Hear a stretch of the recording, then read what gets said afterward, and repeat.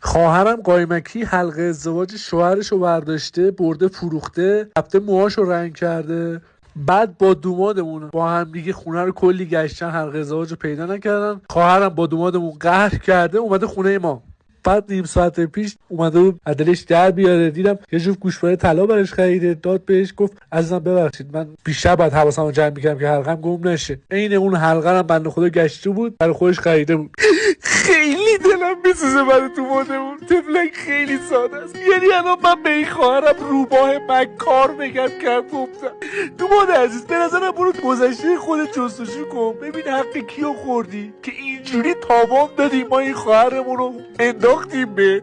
خیلی دلم برات میسوزه.